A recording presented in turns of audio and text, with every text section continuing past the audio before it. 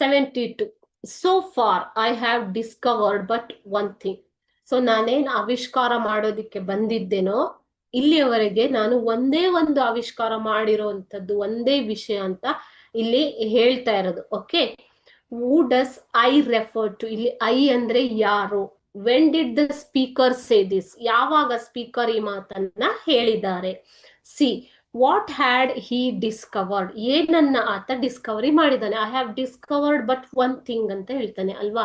So ಹಾಗಾದ್ರೆ ಆ one thing ಯಾವುದು, ಏನನ್ನ ಡಿಸ್ಕವರಿ ಮಾಡಿದಾನೆ ಅಂತ ಕೇಳ್ತಾ ಇದ್ದಾರೆ.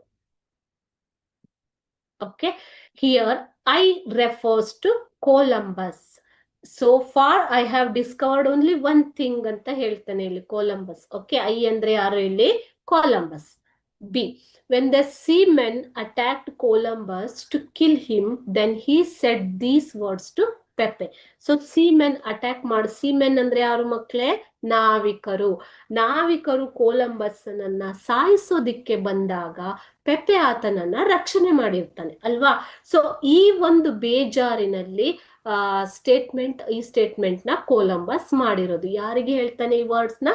ಪೆಪ್ಪೆಗೆ ಹೇಳ್ತಾನೆ. Okay, so when the seamen attacked Columbus to kill him, then he said these words to Pepe. ನೀವು ಈ ಒಂದು ಡ್ರಾಮಾವನ್ನ ಅಥವಾ ಡಿಸ್ಕವರಿ ಪಾಠವನ್ನ ಸರಿಯಾಗಿ ಅರ್ಥ ಮಾಡ್ಕೊಂಡ್ರೆ ಈ ಎಲ್ಲ ಎಕ್ಸ್ಟ್ರಾಕ್ಟ್ಗೂ ನೀವು ಈಸಿಯಾಗಿ ಆನ್ಸರ್ ಮಾಡ್ಬೋದು. Okay, then see, he had discovered that. ಏನ್ ಡಿಸ್ಕವರಿ ಮಾಡ್ದ? ಹಾಗಾದ್ರೆ ಲ್ಯಾಂಡ್ ಅಲ್ಲ, ಅಲ್ಲಿ ಬೇಜಾರಲ್ಲಿ ಕೊಲಂಬಸ್ ಹೇಳ್ತಾ ಇರೋದು. He is in very bad mood. Okay, so he said he had discovered that when a man is given a vision, he must follow it alone.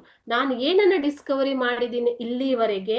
ಒಬ್ಬ ಮನುಷ್ಯನಿಗೆ ಒಂದು ಗುರಿಯನ್ನ ಕೊಟ್ಟಾಗ ಆ ಗುರಿಯನ್ನ ಆತ ಒಬ್ಬನೇ ಫಾಲೋ ಮಾಡಬೇಕು, ಬೇರೆ ಯಾರು ಆತನಿಗೆ ಬೆಂಬಲ ಕೊಡೋದಿಲ್ಲ ಅನ್ನೋ ಅರ್ಥದಲ್ಲಿ ಈ ಮಾತನ್ನ ಹೇಳ್ತಾನೆ. ಓಕೆ, ಸೊ ಆತ I have discovered only one thing ಅಂತ ಹೇಳಿದ್ರು. ಆ ಒನ್ ಥಿಂಗ್ ಅಂದ್ರೆ ಏನು ಮಕ್ಕಳೇ?